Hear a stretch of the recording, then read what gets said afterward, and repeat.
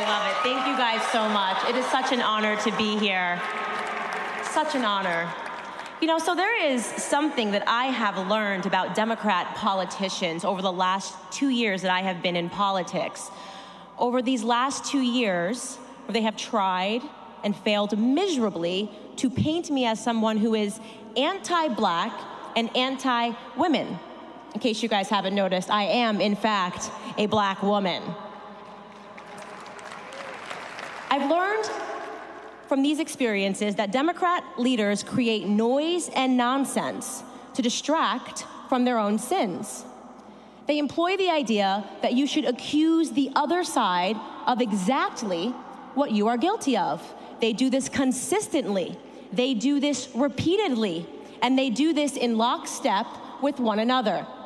For example, yesterday, Joe Biden, in a stunning announcement, declared his candidacy for president of 2020 because he felt that our nation was at risk because of white supremacy.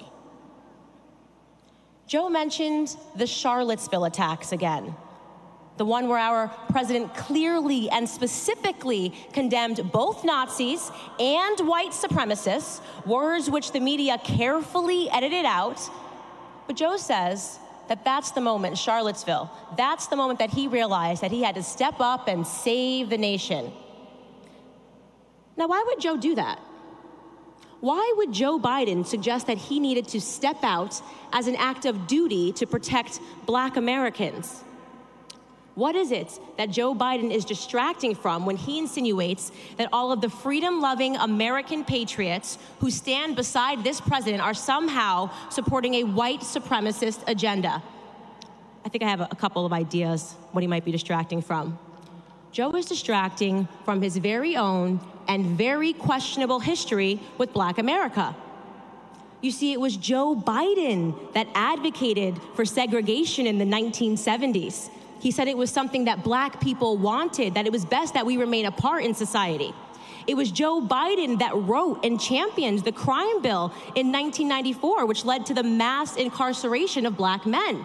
And it was Joe Biden who, to this day, says that his mentor and dearest friend in politics was Robert Byrd, a literal KKK member. A literal KKK member, Robert Byrd. And now he wants us to believe that he is a champion against racism. I'm gonna have to pass on this one, Creepy Joe.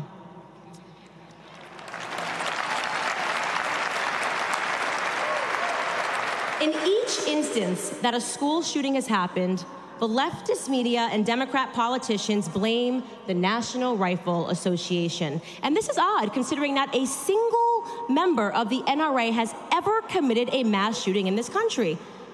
Even more odd is the fact that they pretend America is facing a gun violence epidemic when they know that that too is categorically false. In fact, according to FBI statistics, gun homicide rates have been stable to steadily declining for decades. So why would they do that? What is the left distracting from when they blame law-abiding gun owners after a school shooting? I want to be clear here.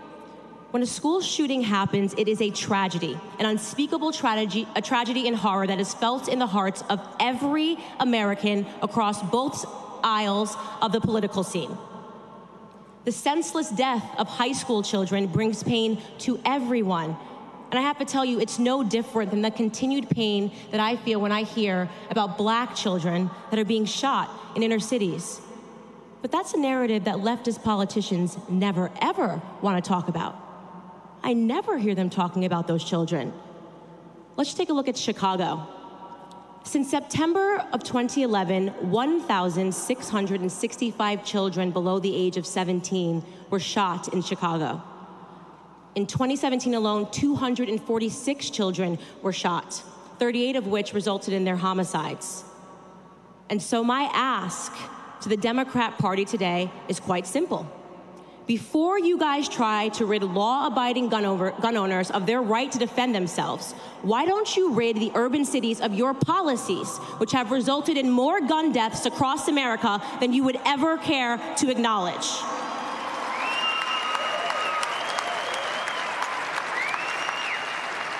Because it is your policies, Democrats, not the NRA's, that continue to encourage father absence in the Black community. It is your welfare policies which promise our women more money if they do not marry the father of their children. And it is your policies, Democrats, not the NRA's, that have sent the Black youth running to the streets and into gangs in search for the paternity that is denied to them within their homes.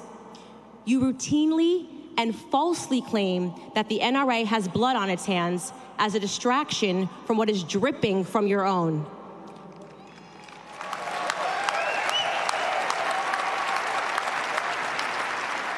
Father absence, poverty, and yes, plenty of gun violence. So I say, rather than Elizabeth Warren demanding a full-throated conversation about reparations, whatever that is, full-throated, why doesn't she attempt one regarding the homicide rates in the cities that her colleagues control?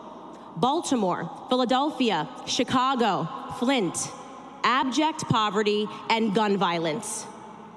But I know why the Democrats don't want to have that conversation. I know exactly why they don't want to talk about that. Because what is happening in the Black community destroys any moral credibility that the Democrats have left. They pretend that they just want stricter gun control, but conveniently leave out the fact that Chicago, the city with the highest gun deaths, already has the strictest gun laws in the nation. Just like they claim to care about protecting the lives of children at the very same time that they champion bills and organizations that allow for the death of millions of them. And I am looking at you, Planned Parenthood. How much blood is on your hands? Democrats do not care about gun control. They care about control, period. And they will continue to use children, they will continue to use tragedies, and they will continue to use Black people to get exactly what they are after, which is power. Because an unarmed society is exactly what a party that has taken a radical left turn towards socialism needs. But there is good news. Two things that I believe will always hold true about America. The first, which our incumbent president stated so brilliantly, is that America will never be a socialist country. And the second is that America, we will never, ever repeal the Second Amendment.